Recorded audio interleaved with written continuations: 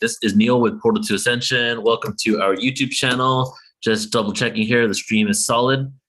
And good to be here with you all. We are going live once again with an impromptu event today. And yeah, are we live? Yes, we are.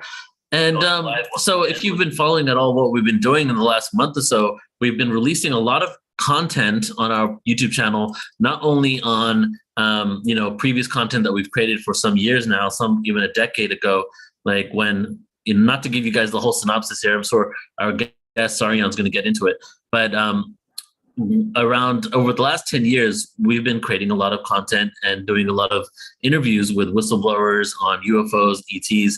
So when David Grush came out about 6 weeks ago with the whole revelation that we knew within the fringe, but maybe we weren't credible enough to be considered legit by the mainstream, that there's a UFO crash retrieval team, we began releasing a UFO crash retrieval whistleblower footage. Clifford Stone, Stephen Greer, other people as well. You can check that out all on YouTube. And then after that, we've been going live just with different speakers and researchers to just get kind of an understanding of what's going on, but more than an understanding, using our discernment to explore it. Because, what I've noticed is many of us have been kind of traumatized with trusting the government and trusting certain dates and things happening. So rightfully so, a lot of us have lost our faith in anything happening from the top down and certain disclosures occurring in regards to the existence of extraterrestrial presence, UFOs, and how it connects to our ancient history and our galactic history. But all of a sudden, we've seen in the last month huge revelations. I would say it's the largest thing that's happened to disclosure. Whether you believe it, and I said this before, whether you believe it's completely a farce and that they're trying to take us down a specific agenda, or if we're actually speaking about what they're talking off, non-human intelligences, both of those are equally bombshell revelations, because either they're going full throttle into some sort of agenda, or they're going full throttle into the soft disclosure of the existence of extraterrestrials. So today, we have a speaker, a guest, a friend that has been on Portal to Ascension lots of times now and is just such a multidimensional, multifaceted individual. So he's going to be speaking today, Sarian Michael White, on Ending Secrecy, the 2023 Congressional hearings, and humanity's galactic awakening. And then next week, we'll have him on again for another update here. But the reason why today is important is because, as we want to do, is we want to take this into the spiritual understanding, what this means in the bigger picture, why this is occurring now, how this connects to our galactic ancestry, and how this is really a spiritual phenomenon, not nuts and bolts, not some mainstream kind of narrative of we see something out there, but what this really means for humanity and what we're going to be uncovering in the years to come. So I'm really excited to have you here again, brother. I'm excited for what you're going to share today. Yeah, thank you. Mm-hmm. All right.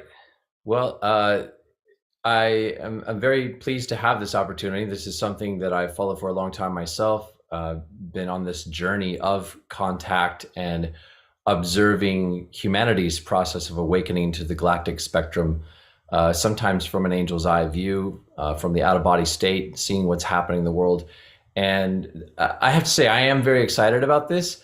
I think we have reason to be excited because I see that some of the players involved in this congressional hearing, and potentially the one that's going to happen in September, are the right kind of people. I'm not saying all of them are. I think we're going to see a mix.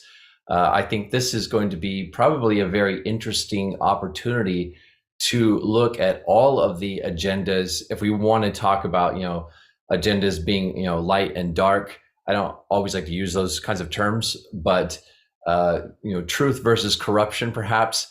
But I think we're going to see all of those agendas and intentions on display. We're already seeing in some of the coverage in the news, mostly on News Nation, and especially some of the things that I've seen from Tim Burchett, who's heading up this particular hearing. There is a real sense that there are people involved that want the truth to come out, and they are uncompromising in their position that information is being hidden from the public, that we, the public, deserve to know and have a right to know, and that this subject needs to be put back in the right hands. So we're going to see a little bit of a mix of people that are very courageously fighting for truth. And I'm sure we're going to see efforts to obscure this, to spin it in different ways, to frame the topic in ways that still serve some type of a secret agenda that's connected with greed and corruption in various ways. I want to try to put a larger framework on all of this, which is partly informed by perspectives from some of my own extraterrestrial guides. I was just talking about these upcoming hearings yesterday, and I did a channeling on a show called They Call Us Channelers. It's a docu-series by Kevin Moore. It's probably not going to air for a couple of weeks, but I sat down to meditate and do a channeling. I had no idea what was going to come through. And this portal of connection opened up to this group of extraterrestrial guides that I have occasionally had contact with over the years. I remember the first time it happened was maybe about 2013 or so. And there was a communication pathway or a communication portal that opened that linked me to a place way out in space somewhere where there were a lot of different ships that had gathered. There were, what I perceived to be like commanders of starships that were all aligning with a project of observing humanity, sending communications out to people who could receive them to share their perspectives, their thoughts on what is happening in the world. And as I made this connection, they established a kind of a framework for the communications. And the way we visualize it, it's like a podium, and there are different extraterrestrial speakers stepping up to the podium in this communication portal, and they would share their thoughts and I would channel them. So this happened once in 2013, and then over the years, several different times I received these transmissions, and another one just came in yesterday. It's been a long time, but they are watching this very closely. And there's some interesting things that these extraterrestrial guides that are coming from a part of the spectrum that are very enlightened are pointing out. They're talking about oneness ultimately, that the whole topic of UFOs and extraterrestrial presence and secrecy and humanity's denial of this subject, it's really wrapped up in something much larger than just the topic of extraterrestrials. There's a deeper denial pattern in human consciousness of our connectedness, our connection to a wider reality, which includes the reality of the galactic family that we're a part of. But it's also ultimately about our relationship to the one, to our divine source, to a greater reality that encompasses many dimensions and realms and angels, extraterrestrials, nature spirits, all of it. We've, as a species, turned our back, or at least some portion of us has turned our back on all of it. And we're now in the beginning of rediscovering not just the extraterrestrial presence and the galactic family, but a whole wider, dynamic, energetic world where there are all types of non-physical or semi-physical beings or beings coming from different realities. And that is an awakening that is not in any way, and it has never been dependent upon a hearing in Congress. So even though this is very, very exciting, and it is part of a disclosure process and an awakening process for sure, we have to be very clear that the disclosure movement and humanity's awakening has never been and never will be dependent upon whether or not officials in government or the military come out and say, yes, we're being visited. Yes, we've recovered bodies. Yes, we have their technology, all of that. So I want to add a few pieces to the framework and then talk a little bit about the languaging. So from my perspective, pulling the lens way back, there is a ton of extraterrestrial involvement in our world. There are extraterrestrials that are capable of walking the streets and appearing as one of us and observing us and not revealing to us who they are. There are secret extraterrestrial bases underground. Some of them are here operating in a clandestine manner that have their own agendas. Some of them are here that are more aligned with the potential of supporting humanity to birth into a whole new age and to enter a spiral of conscious evolution. There are all kinds of different groups and agendas, and the amount of stuff being hidden. And I also have to say that it's not just what is being hidden from us, it's what we are hiding from ourselves. We always have to come back from the degree to which we have hidden information from ourselves, because we have been going through a journey of separation that is coming to an end. But the amount of stuff that's been hidden, if you just think about the deep underground military bases, which have been built in secret to the extent that there's a whole breakaway civilization, that is a massive, massive secret. And all of the things connected with our involvement with extraterrestrials and ET technology, and whether it's us shooting down craft and trying to reverse engineer the technology, or whether we are working with ETs in a way that is part of some kind of a partnership, the amount of stuff that has been kept secret is so massive that the tiny amount of information that they might release to the public in these hearings, it's just scratching the surface, and it's a very big deal.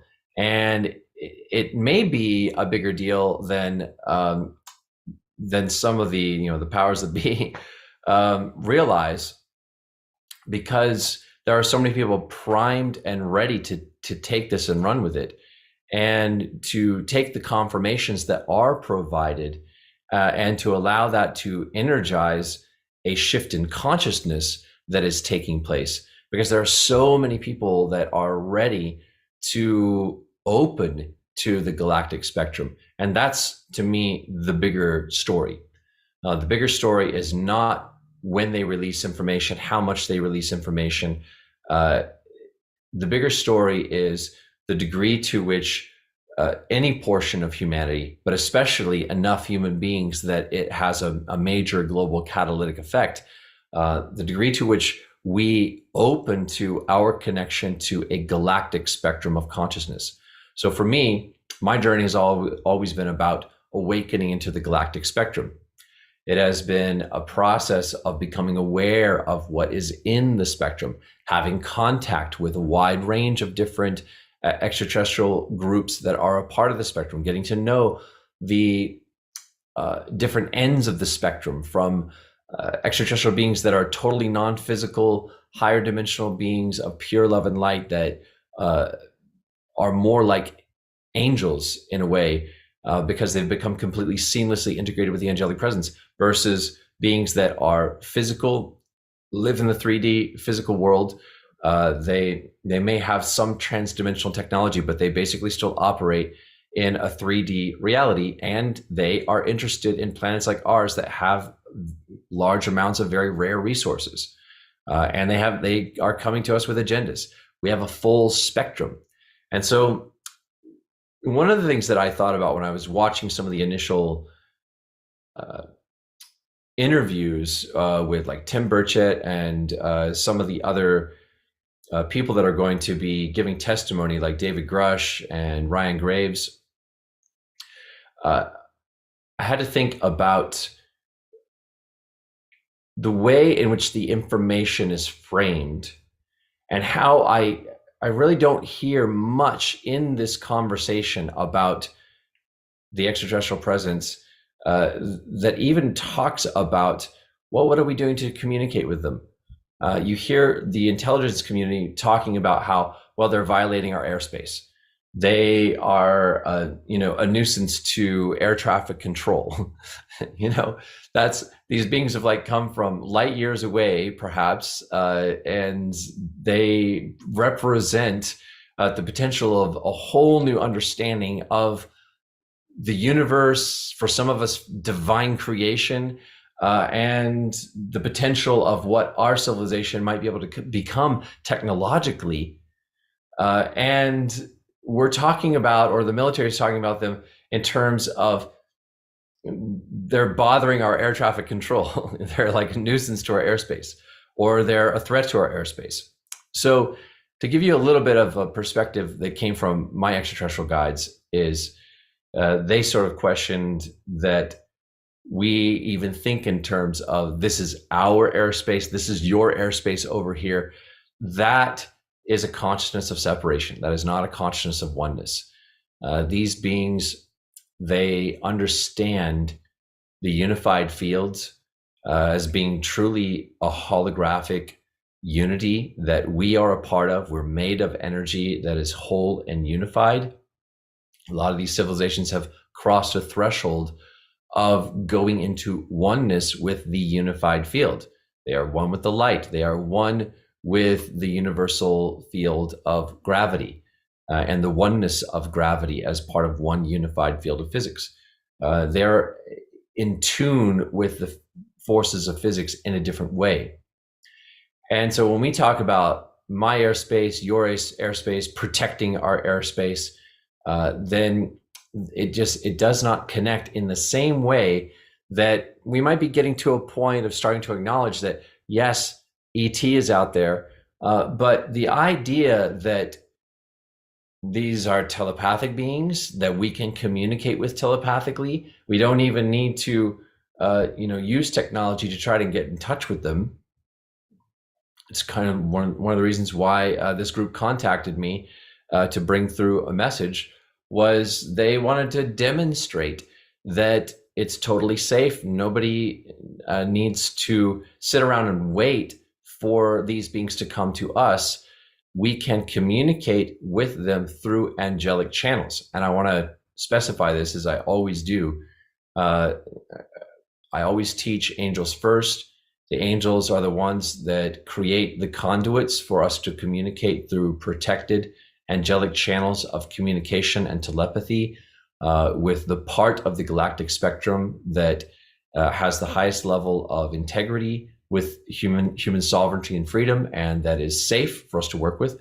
Because there are some beings that are telepathic that are not in integrity, that have and do continue to take advantage of people that are awakening their psychic gifts and are sometimes playing games to lead people astray. So I always say, yes, it is safe when we're working through angelic channels, and I always say, please call in your angelic presence, your angelic protection, before you do contact work, before you do sacred work to commune with the galactic community. That's going to put you in touch with the part of the spectrum that you can really learn from, and that is going to accelerate your spiritual growth and conscious evolution. Now, I would love to see the question asked by someone.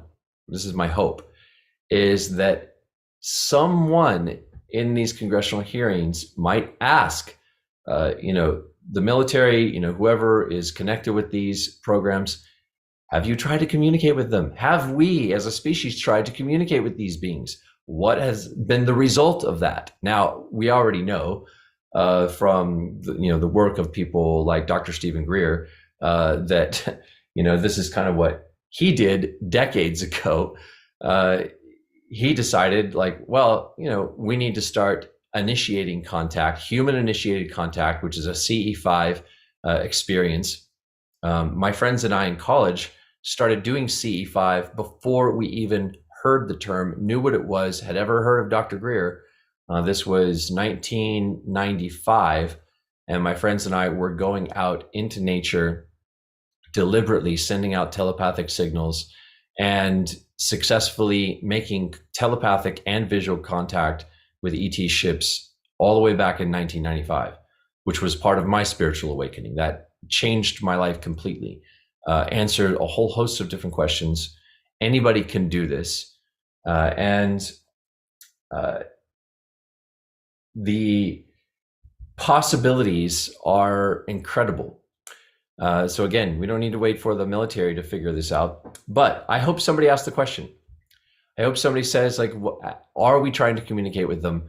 And what have we learned from trying to communicate with them? I don't expect that we would hear any truthful answer on that, but that's a question that we ought to be asking, because it is the logical next step. If they are here, let's try to talk to them, find out what their intentions are. I've already done that. A lot of you have done that, or you've ascertained what you believe some of the agendas are and the intentions are on your own through research, through reaching out and making connections yourself. But this is what we need to start to talk about as a society, is the potential that we can safely make these connections and learn from them. So this is what I think is missing from the discussion at this point that you are going to be seeing in these hearings. We're going to be talking about the most factual, on the ground evidence, yay or nay, on all of these different factual topics. And even if we're getting some admissions that, yes, there are ETs, yes, they are out there, what is not going to be discussed is the fact that our consciousness is part of a field. Their consciousness is part of a field.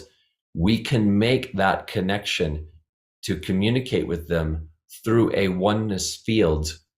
And so let's start doing that. That is, I don't believe, going to be a part of the discussion, but that's where I think the discussion really needs to go next. I think we have to be really wary of the languaging. Yes, Neil said he was going to have me back on next week. So I'm going to be studying the languaging of this very, very carefully.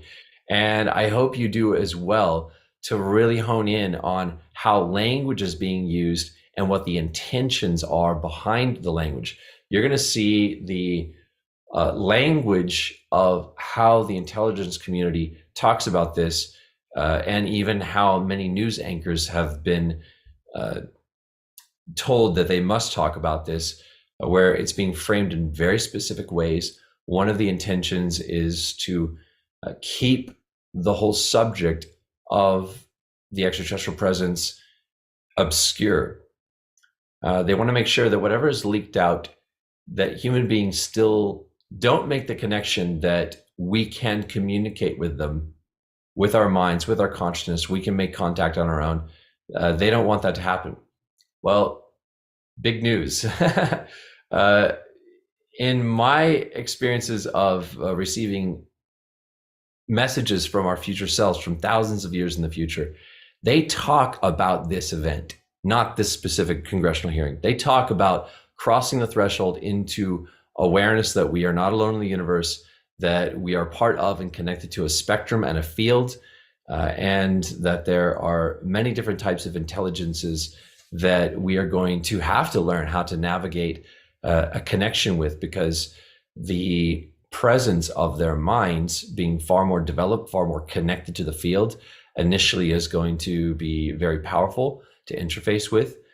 We are going to have to cultivate our own practices of expanding consciousness, of linking our consciousness together, so that we can be able to meet our galactic friends as equals, as eventually a telepathic race ourselves, but at the very least, a race that is progressing into greater levels of wholeness and unity, so that when any one of us speaks to a galactic intelligence, we are speaking as an emissary, not as an individual person as much.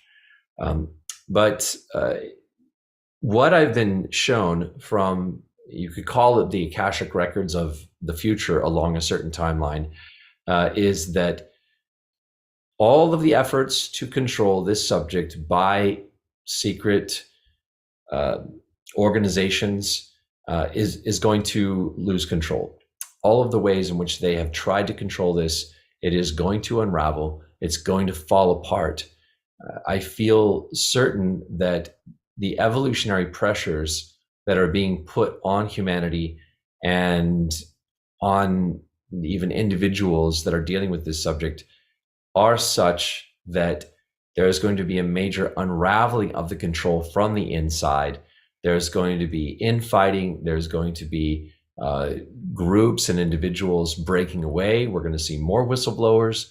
There are souls that have incarnated into lives where they have ended up positioned inside some of these organizations, even though they are like a double agent for the light, and they are going to help to take down the control from the inside by first embodying a shift in consciousness that then begins to affect others around them and change the resonance. But then in some cases, there will be people that take very courageous steps to start moving things in the right direction from the inside. Not that we are, again, relying on that. We don't need to rely on congressional hearings. We don't need to rely on people on the inside choosing to do the right thing, because there is a change in the psychological and energetic environment of the whole world that is propelling us toward the reconnection with a unified field and a galactic spectrum of consciousness. And that ultimately is what is overrunning all of the control and the secrecy. It is a waning of an old denial pattern in human consciousness. And as more and more people come out of it, every single person that awakens out of that denial pattern, denial of a greater reality, denial of other dimensions, of source, of the galactic presence, whatever that looks like for an individual person, every person that awakens out of that, it weakens the fabric of that denial pattern. It weakens the hold that it has on the rest of humanity. And right now the trend is only going in one direction, which is so cool. It's really amazing to see this unraveling. I feel very excited about it. I would like to just invite all of you that are hearing this before the hearings to maybe take a moment in your prayers and your thoughts in your meditation to send some light to those that are going to be taking the stand, to those that are speaking out, to those that are courageously stepping forward and demanding accountability. They represent all of us. And I also just want to acknowledge all of the people that have got us to where we are now, including people like Neil and Portal to Ascension, who have taken on moving disclosure forward in various forms, sidestepping the official efforts that are trying to make their way through the halls of government. Many people have taken up the cause and decided we can't wait. We have to move forward with disclosure in our own way. So I really appreciate being a part of Neil's program.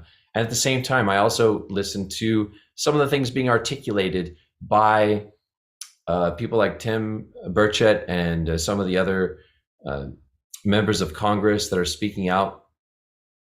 I listen to the things that they're saying, and I hear arguments and positions being put forth that were first articulated by Dr. Stephen Greer.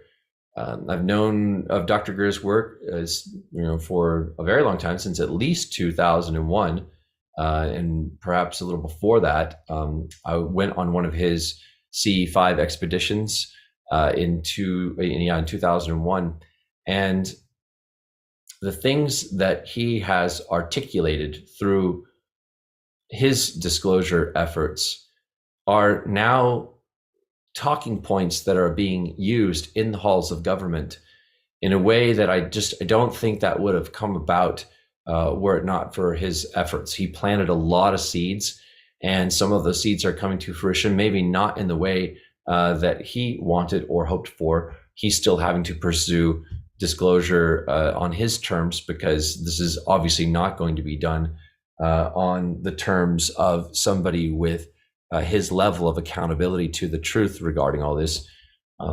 But this is a time for all of us to come together as much as possible and recognize that humanity is going through a huge shakeup, and this is just part of it. It's one of several different evolutionary pressures that are coming to bear all at the same time. The climate shift that is accelerating, the disclosure, the bringing forth of artificial intelligence, and the acceleration of artificial intelligence being something that is starting to create very profound changes in our society, in the workforce, in the way we relate to technology.